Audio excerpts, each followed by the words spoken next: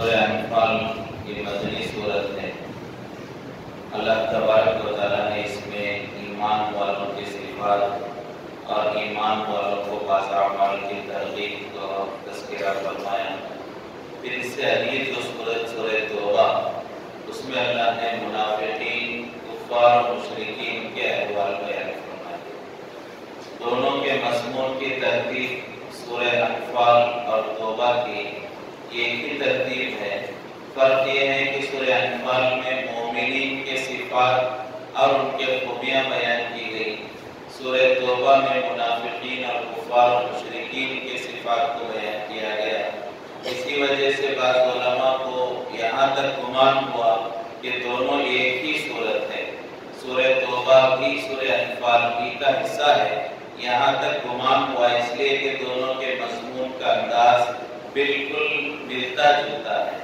تو آج کی جو تلاوت ہوئی سورہ انفال، انفال کہتے ہیں مال غنیمت کو، یہ نفل کی جمع ہے، جیسا کہ عام طور پر نفل کا لفظ ہماری اردو زبان میں بھی استعمال کرتے ہیں۔ نفل کے معنی زیادتی کے، ایڈیشنل، ایکسٹرا، زائد کے ہیں۔ فرائض تو وہ ہیں جو ضروری ہے، نفل وہ ہے جو ہم اپنی طرف سے اللہ کو راضی کرنے کے لیے خود سے جو عبادت کرتے ہیں اور ان کے نہ کرنے پر کوئی پکڑ نہیں ہوتی، زیادتی ہم کرتے ہیں، تو گویا کہ نفل کے معنی زیادتی کے ہیں۔ تو انفال کہتے ہیں اس مال کو جو اللہ جہاد کے بعد مسلمانوں کو کفار و مشرکین کی طرف سے نصیب فرماتے ہیں۔ کسی علاقے پر جو ہے وہاں پر حملہ ہوا، جہاد ہوا، اور اس کے بعد اس علاقے کو مسلمانوں نے اپنے تابع کر لیا، تو وہاں کا جو مال، اس علاقے والوں کا جو مال مسلمانوں کو ملتا ہے، اسے انفال اور مال غنیمت کہتے ہیں۔ تو اس سورت کا نام سورہ انفال ہے، چونکہ اس میں اللہ تبارک و تعالیٰ نے مال غنیمت کا تذکرہ فرمایا۔ لہذا ابتدا میں اللہ تبارک و تعالیٰ فرماتے ہیں یسألونک عن الانفال، کہ اے میرے حبیب آپ سے صحابہ انفال کے بارے میں، مال غنیمت کے بارے میں پوچھتے ہیں کہ اس کا کیا حکم ہے۔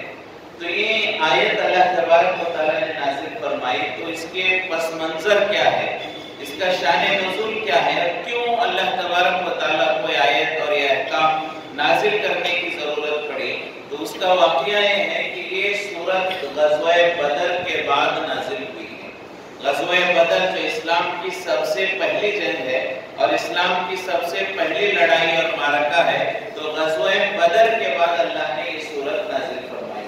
اس کی ضرورت اس لیے پیش آئی کہ غزوہ بدر میں مسلمانوں کو مال غنیمت حاصل ہوا۔ کافروں کا بہت سارا مال، جانور اور کافروں کے مویشی اور دیگر جو ہے ہتھیار وغیرہ مسلمانوں کے قبضے میں آئے، مسلمانوں نے انہیں حاصل کیا۔ تو اب وہ مال کیسے تقسیم کیا جائے، چونکہ یہ اسلام کی پہلی لڑائی تھی اور پہلا موقع تھا جب مسلمانوں کو مال ملا ہے لڑائی کے ذریعے سے، تو اسے کیسے تقسیم کیا جائے یہ ابھی تک مسلمانوں کو معلوم نہیں تھا۔ صحابہ اکرام یہ مسئلہ نہیں جانتے تھے کہ جو مال ملا ہے وہ کیسے تقسیم کیا جائے گا۔ اب آپس میں مذاکرے ہونے لگے، صحابہ اکرام میں گفتگو ہونے لگی کہ یہ جو مال غزوہ بدر میں ملا ہے کیسے تقسیم کرے، کیا جس کو قتل کیا اس کا مال وہ رکھ لے گا، یا جس نے جتنی بہادری سے لڑا اتنا زیادہ اسے ملے گا، جس نے جتنا کم حصہ لیا ہے کیا اسے مال غنیمت میں کم ملے گا۔ آخر یہ مال تقسیم ہوگا تو کیسے تقسیم ہوگا، اس لیے کہ اب تک اللہ کا حکم اس میں کچھ نہیں آیا ہے، پہلی لڑائی ہے، پہلی بار ایسا موقع ملا ہے اور پہلی بار مسلمانوں کو مال ملا ہے، تو کس کو کتنا ملے گا، کس کو زیادہ ملے گا، کس کو کم ملے گا، سواری والے کو کتنا ملے گا، پیدل چلنے والے کو کتنا ملے گا، یہ صحابہ اکرام کو معلوم نہیں تھا۔ لہٰذا صحابہ اکرام آئے اور آ کر اپنے مال کا مسئلہ حضور پاک صلی اللہ علیہ وسلم سے پوچھنے لگے۔ اللہ کے رسول جو مال غنیمت ہے، انفال ہے، اس کا کیا مسئلہ ہے، کیسے تقسیم کیا جائے گا۔ یہ صحابہ اکرام کی صفت تھی، ہر بات خاص طور سے مال سے متعلق باتیں صحابہ اکرام حضور پاک صلی اللہ علیہ وسلم سے پوچھتے تھے۔ छोटी सी छोटी बात भी सहाबा इकराम हुजूर पाक सल्लल्लाहु अलैहि वसल्लम से मालूम करके उसके मुताबिक अमल करने की कोशिश करते। तो ये सहाबा की सिफत थी, हमें भी इस सिफत को अपनाना चाहिए।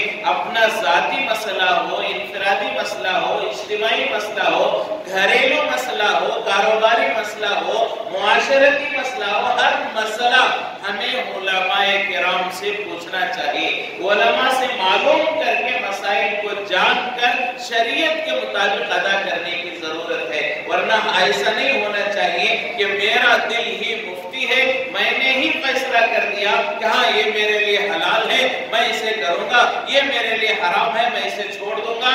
हमारे दिल की नहीं सुनेंगे, बल्कि हमारा हर मसला हमें चाहिए कि शरीयत के मुताबिक उलमा से मालूम करके अमल करें। ये सहाबा इकराम की सिफत थी, हर मसला हुजूर से पूछा करते थे। खास तौर से माल के मसाइल तो एक रुपया माल का सहाबा इकराम वो पूछ कर इस्तेमाल किया करते। वो एक मशहूर वाक़या है, बारहा हमने सुना है कि एक सहाबी इस्तिंजा के लिए गए थे, जरूरत से फारिग होने के लिए गए तो देखा कि उस करीब में जहां ये जरूरत से फारिग हो रहे हैं उसके करीब में एक बिल है और उस बिल में से चूहा निकल रहा है और अपने मुंह में एक सोने का सिक्का, एक अशरफी लेकर आता है और ये सहाबी के करीब डालकर वापस चला जाता है।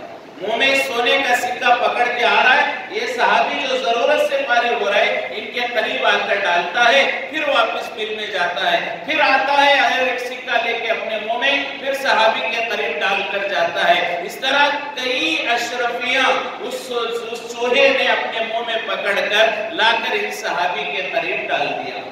तो जैसे ही वो जरूरत से फारिग हुए, वो कुछ अशरफियां थी, वो लेकर फौरन बाजार नहीं गए जरूरत का सामान खरीदने के लिए, हालांकि खुद मोहताज थे, जरूरतमंद थे और बहुत सारे हालात से दो चार होकर गुजर रहे थे, लेकिन इन तमाम हालात, तंदस्ती और मजबूरी के बावजूद वो सहाबी उन अशरफियों को लेकर सीधे हुजूर पाक सल्लल्लाहु अलैहि वसल्लम की खिदमत में पहुंचे और आकर हुजूर पाक सल्लल्लाहु अलैहि वसल्लम को पूरा वाक़या सुनाया कि ऐसे मैं जरूरत से फारिग होने के लिए गया, एक चूहे ने मेरे सामने लाकर अशरफियां डाली है, क्या करूं? क्या ये मेरे लिए हलाल है?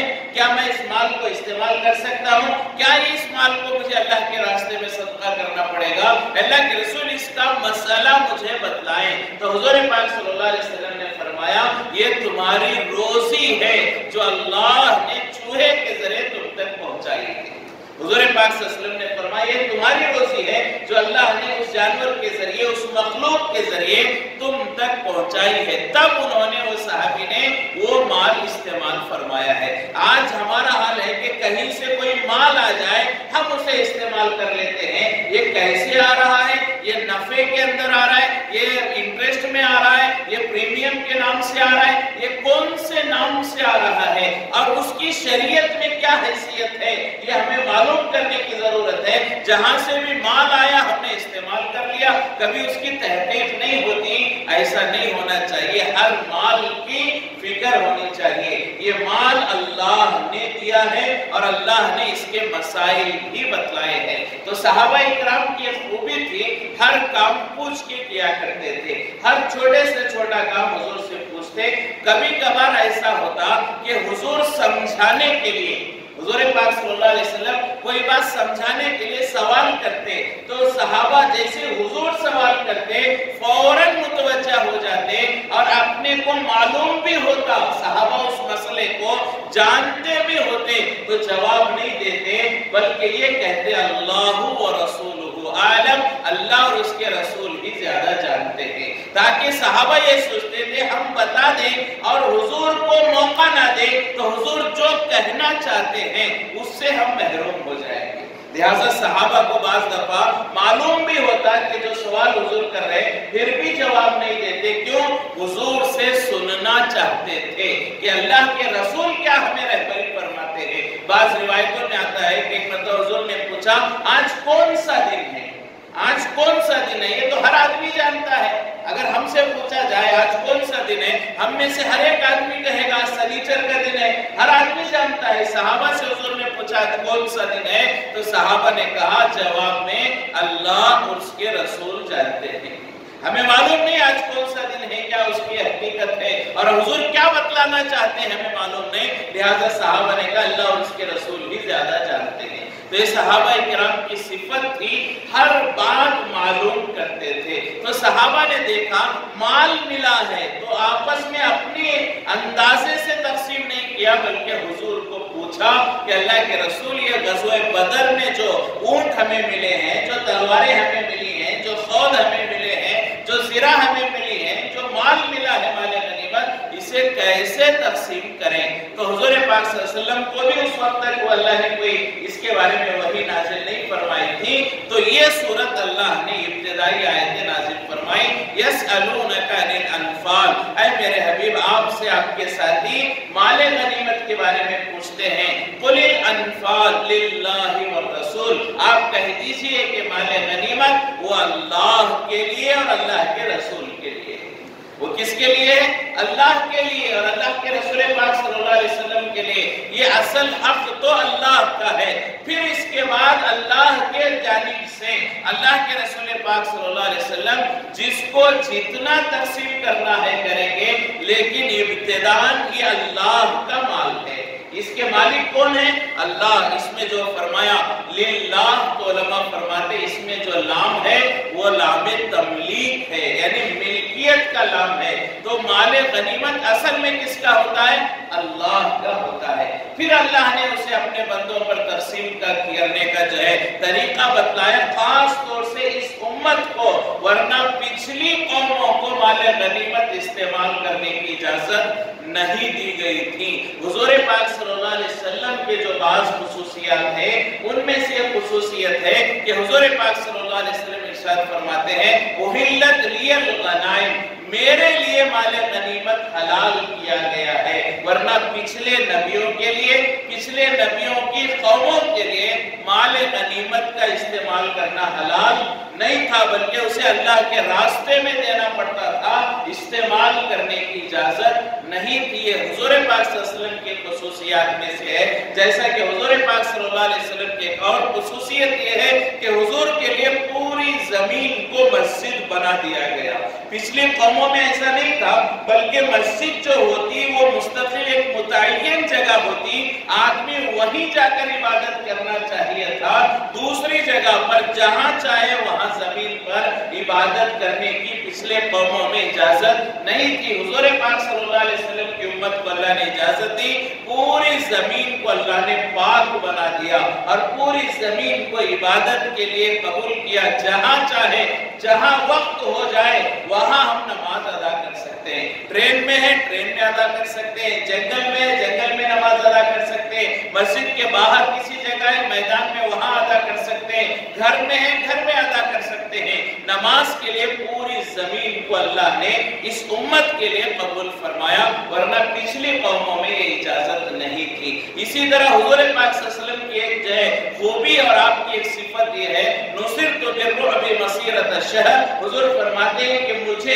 اتنا روک دیا گیا کہ میرے پہنچنے سے 1 مہینے کا فاصلہ ہوتا ہے، مجھ تک پہنچنے میں 1 مہینے کا فاصلہ ہوتا ہے، وہیں سے اللہ لوگوں کے دلوں میں میرا روب اور دبدبا پیدا کر دیتے ہیں۔ اللہ کے دشمنوں کے دل میں حضور کا ڈر، روب اور دبدبا 1 مہینے کے مسافت سے ہی شروع ہو جاتا۔ یہ حضور پاک صلی اللہ علیہ وسلم کی خوبی تھی۔ تو بہت ساری حضور کی خوبیاں ہیں، اس میں سے ایک خوبی یہ فرماتے ہیں کہ میرے لیے مال غنیمت حلال کیا گیا، میری امت کے لیے مال غنیمت اللہ نے حلال فرمایا ہے۔ تو اللہ تبارک و تعالیٰ نے ان ابتدائی آیتوں میں مال غنیمت کا تذکرہ فرمایا اور فرمایا فاتقوا اللہ، مال غنیمت کے بارے میں اللہ سے ڈرو، یہ سمجھو کہ یہ اللہ کا مال ہے، اللہ ہمیں جتنا دے وہ اللہ کا کرم ہے، یہ ہمارا مال نہیں ہے، یہ اللہ کا مال ہے۔ یہ اصل اللہ نے ہمیں سمجھایا ہے۔ ہمیں چاہیے کہ جو مال ہمارے پاس ہے ہم یہ عقیدہ رکھیں، ہم یہ تصور کریں، ہمارا یہ گمان ہو کہ یہ اللہ کا مال ہے، یہ اللہ نے ہمیں دیا ہے، یہ تصور ایک ایمان والے کا تصور ہے، اور یہ سوچ ایک ایمان والے کی سوچ ہے۔ اور اگر کوئی یہ سوچتا ہے کہ یہ مال میں نے اپنے عقل سے کمایا ہے، یہ مال میں نے اپنی چالاکی سے کمایا ہے اور اپنی اسکل اور ہنر سے کمایا ہے، تو یہ وہی سوچ ہے جو قارون کی سوچ تھی۔ قارون کی کیا سوچ تھی؟ انما اوتیت علی علم من عندی، کہ قارون نے کہا جب موسیٰ علیہ السلام نے کہا کہ تم اپنے مال کی زکوٰۃ ادا کرو، تو قارون نے کہا میں کیوں زکوٰۃ ادا کروں؟ یہ مال اللہ نے نہیں دیا، یہ مال میں نے اپنی عقل سے کمایا ہے، یہ مال میں نے اپنی ہنر سے کمایا ہے، چالاکی سے میں نے کمایا ہے، میں کیوں اللہ کو زکوٰۃ دوں؟ یہ میں نہیں دوں گا۔ تو یہ جو سوچ ہے کہ مال میں نے کمایا، یہ مسلمان کی، مومن کی سوچ نہیں، یہ قارون کی سوچ ہے۔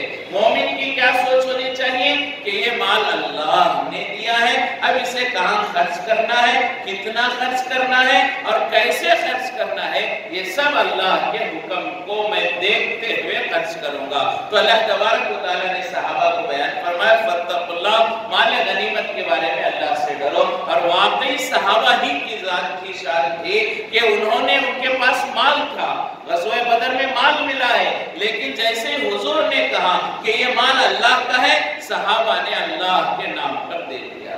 صحابہ نے یہ نہیں کہا کہ ہمیں مال چاہیے اور ہم نے اپنی جان جوخم میں ڈالی ہے، تو صحابہ نے یہ نہیں کہا، بلکہ صحابہ اللہ کے فیصلے پر راضی ہو گئے، اللہ کے فیصلے پر راضی ہو کر کہا یہ مال اللہ کا ہے تو اللہ ہی اس کا فیصلہ فرمائے، ہمیں اس میں بغیر اللہ کے حکم کے کوئی ایک ذرہ، ایک دینار، ایک درہم کی بھی ہمیں ضرورت نہیں ہے۔ تو علماء فرماتے ہیں غزوہ بدر اور اس کے بعد صحابہ کے دو امتحان ہوئے اور صحابہ دونوں میں کامیاب ہوئے۔ پہلا امتحان جانی امتحان تھا، بدنی امتحان تھا، اس لیے کہ غزوہ بدر کا پس منظر ہم سب جانتے ہیں کہ صحابہ کرام اور حضور پاک صلی اللہ علیہ وسلم لڑائی کے ارادے سے، جنگ کے ارادے سے نہیں گئے تھے، بلکہ قافلہ جو ابو سفیان کی سرپرستی میں مکے کا قافلہ ملک شام کو جا کر کاروبار کر کے بڑا نفع حاصل کر کے آ رہا تھا، اور مکے والے وہ پورا منافع مسلمانوں کے خلاف استعمال کرنے والے تھے۔ حضور کو اس بات کی اطلاع ملی تو حضور نے سوچا اور حضور نے مشورہ کیا یہ پورا مال اگر مکے والوں کو ملے گا مسلمانوں کو تکلیف پہنچائیں گے، لہٰذا راستے میں اس مال کو لے لیا جائے تاکہ مسلمانوں کو تکلیف سے بچایا جائے۔ تو حضور پاک صلی اللہ علیہ وسلم اور صحابہ وہ جو نکلے تھے مدینہ منورہ سے لڑائی کے ارادے سے نہیں نکلے تھے، بلکہ اس قافلے کو پکڑنا اور اس کے مال کو حاصل کرنے کے ارادے سے نکلے تھے، لڑائی کا کوئی ارادہ نہیں تھا۔ لیکن حالات بدل گئے، ابو سفیان کو اطلاع ملی کہ حضور پاک صلی اللہ علیہ وسلم ہمارا پیچھا کر رہے، اس لیے کہ ابو سفیان بڑا چالاک تھے، اسلام سے پہلے اللہ نے بڑی خوبیاں دی تھی، اسلام کے بعد بھی اللہ نے بڑی خوبیاں دی، سردار تھے مکے کے۔ تو ابو سفیان کو جیسے خطرہ محسوس ہوا کہ میرے قافلے کا پیچھا کیا جا رہا ہے، انہوں نے تحقیق کی اور ایسی تحقیق کی شاید کوئی اور نہیں کر سکتا، لہٰذا فرمایا کہ ایک جگہ کنویں پر وہ پانی پینے کے لیے رکے تو وہاں جو ہے دیکھا کہ جو ہے اونٹ کے مینگنیاں وہاں پر کنویں کے پاس پڑی ہوئی تھی، ان مینگنیوں کو جو ہے توڑ کر دیکھا تو اس میں کھجور کی گٹھلیاں تھی، وہ مینگنیوں میں کھجور کی گٹھلیاں تھیں۔ تو ابو سفیان نے وہ دیکھ کر پہچانا کہ مدینے والے ہی کھجور کھلاتے ہیں اونٹنیوں کو، ورنہ مکے اور اس کے اطراف والوں میں اور اس علاقے والوں کے پاس اتنی کھجوریں نہیں ہیں کہ وہ اپنے جانوروں کو کھجور کھلائے، لہٰذا یہاں مینگنیوں میں کھجوریں ہیں تو یہاں حضور کا قافلہ گزرا ہے اور اس راستے سے جانا ہمارے لیے نقصان ہوگا۔ تو ان مینگنیوں کو دیکھ کر ابو سفیان نے راستہ بدل لیا اور سمندر کے کنارے سے نکل گئے۔ پھر مکے والے وہاں آئے اور بدر کے اندر لڑائی کا ماحول پیدا ہوا۔ تو صحابہ کرام لڑائی کے لیے نہیں گئے تھے، وہاں پر حالات جنگ کے ہو گئے تو اللہ نے جان کا امتحان لیا، اس لیے کہ 313,000 کے مقابلے میں یقیناً اپنے آپ کو موت کے حوالے کرنا ہے۔ ایسے حالات میں صحابہ تیار ہو گئے، حضور نے مشورہ کیا آپ کیا کہتے ہیں؟ تو صحابہ میں سے مہاجرین نے کہا اللہ کے رسول آپ جیسا فیصلہ کریں ہم تیار ہیں۔ ہم لڑائی کے لیے تیار ہیں۔ تو حضور نے دوبارہ پوچھا، تیسری بار پوچھا، مہاجرین کہنے لگے اللہ کے رسول ہم تیار ہیں۔ تو صحابہ میں سے جو مدینے کے صحابہ تھے، انصار تھے، غالباً اس میں سعد بن ابی وقاص رضی اللہ تعالیٰ عنہ تھے، وہ پہچان گئے کہ حضور بار بار پوچھ رہے ہیں تو حضور مدینے والوں سے سننا چاہتے ہیں۔ اب تک مکے والے جواب دے رہے ہیں کہ اللہ کے رسول ہم آپ کے ساتھ ہیں، مدینے والوں میں سے کسی نے جواب نہیں دیا۔ حضور مدینے والوں سے سننا چاہتے ہیں، اس لیے کہ مدینے والوں نے حضور کو وعدہ کیا تھا مدینے میں آپ کا ساتھ دیں گے، مدینے کے باہر ساتھ دیں گے، یہ وعدہ مدینے والوں نے نہیں کیا تھا۔ تو حضور انتظار میں تھے کہ مدینے والے کہیں کہ اللہ کے رسول ہم آپ کے ساتھ ہیں۔ تو سعد بن ابی وقاص رضی اللہ تعالیٰ عنہ کھڑے ہوئے اور آ کر انہوں نے کہا اللہ کے رسول ہم مدینے والے ہم بھی یہ کہتے ہیں کہ مدینے میں بھی ہم نے آپ کا ساتھ دینے کا وعدہ کیا، مدینے کے باہر بدر میں بھی ہم آپ کا ساتھ دیں گے، ہم آپ کے ساتھ کھڑے رہیں گے، آپ جو حکم کہیں آپ کے حکم کو پورا کریں گے۔ ہم بنی اسرائیل کی طرح نہیں کہیں گے کہ بنی اسرائیل نے موسیٰ علیہ السلام کو کہا تھا اے موسیٰ تم جاؤ اور تمہارا رب جاؤ اور دونوں جا کر لڑائی کر کے آؤ، ہم یہاں بیٹھے رہیں گے۔ بنی اسرائیل نے کہا تھا موسیٰ سے تم اور تمہارا خدا جانے ہم لڑائی کے لیے نہیں آئیں گے۔ تو مدینے والوں نے کہا اللہ کے رسول ہم ایسا جواب نہیں دیں گے، ہم آپ کے ساتھ بدر میں بھی جان قربان کرنے کو تیار ہیں۔ تب حضور پاک صلی اللہ علیہ وسلم کو خوشی ہوئی اور لڑائی کی تیاری کی گئی۔ تو وہ جو ماحول ہوا تھا، صحابہ لڑائی کے ارادے سے نہیں آئے پھر بھی تیار ہوئے، تو وہاں جان کا امتحان ہوا، صحابہ کے جان کا امتحان ہوا کہ صحابہ نے اپنی جان اللہ کے نام پر دینے کا فیصلہ کر لیا۔ اس کے بعد جب مال ملا، مال غنیمت، تو وہاں اللہ نے مال کا امتحان لیا اور صحابہ وہاں مال بھی قربان کرنے کے لیے تیار ہو گئے۔ تو صحابہ جانی امتحان میں بھی کامیاب ہوئے، مالی امتحان میں بھی کامیاب ہوئے۔ تو اللہ تبارک و تعالیٰ نے وہ مقام صحابہ کو نصیب فرمایا، وہی قربانیاں ہیں۔ اسی وجہ سے علماء فرماتے ہیں، محدثین فرماتے ہیں الصحابۃ کلہم عدول، صحابہ میں ہر ایک صحابی بھی اللہ کے یہاں پسندیدہ ہے، اور صحابہ سب کے سب عدل والے، انصاف والے، ہر صحابی کی روایت کو قبول کرنا صحیح ہے، کسی صحابی کی کسی بات پر شک نہیں کیا جائے گا۔ لہٰذا صحابہ کرام کو اللہ نے وہ مقام نصیب فرمایا ان کی قربانیوں کی برکت سے۔ تو اللہ نے سورہ انفال میں اس کا تذکرہ فرمایا، پھر اس کے بعد جو ہے اللہ نے مومنین اور مجاہدین کے بارے میں فرمایا۔ حضور پاک صلی اللہ علیہ وسلم کو اللہ نے حکم دیا کہ ایمان والوں کو اب جہاد پر، اللہ کے نام پر جان قربان کرنے پر آمادہ کریں، اور بہت ساری آیتیں جیسا کہ اللہ تبارک و تعالیٰ نے 12 مہینوں کا تذکرہ فرمایا۔ 12 مہینے اللہ نے بنائے، اس میں سے 4 مہینوں کو اللہ نے حرمت والا، برکت والا بنایا، جس میں شوال، ذی القعدہ، ذی الحجہ اور رجب کا مہینہ ہے۔ یہ 4 مبارک مہینے اللہ نے بیان فرمائے، اس کا تذکرہ فرمایا۔ اور زکوٰۃ کسے کسے دی جائے گی، اللہ تبارک و تعالیٰ نے انما الصدقات للفقراء، اس آیت کے ضمن میں زکوٰۃ کے مصارف بیان کیے گئے، اور جو ہے آگے سورہ توبہ کی ابتدا کی گئی، جس میں بہت سارے منافقین کا تذکرہ کیا گیا، اور بھی کچھ حصہ کل سورہ توبہ کا پڑھا جائے گا، اگر ہو سکے تو انشاءاللہ سورہ توبہ کے مضامین کو کل کی خلاصے میں بیان کرنے کی کوشش کی جائے گی۔ اللہ تبارک و تعالیٰ سے دعا ہے اللہ ہم تمام کو جو کچھ کہا گیا، پڑھا گیا، سنا گیا، اللہ اس پر عمل کی توفیق نصیب فرمائے۔ اللہ تبارک و تعالیٰ صحابہ کی طرح ہمیں بھی ہر مسئلہ معلوم کر کے عمل کرنے کی توفیق نصیب فرمائے، اور جس طرح صحابہ نے اپنی جان اور مال اللہ کے حوالے کیا، ہمیں بھی اپنے جان اور مال صلاحیتوں کو اللہ کے دین کے حوالے کرنے کی توفیق نصیب فرمائے۔ اللہ اپنی تمام صلاحیتوں کو اللہ کے نام پر لگانے کی ہمیں توفیق نصیب فرمائے۔ وآخر دعوانا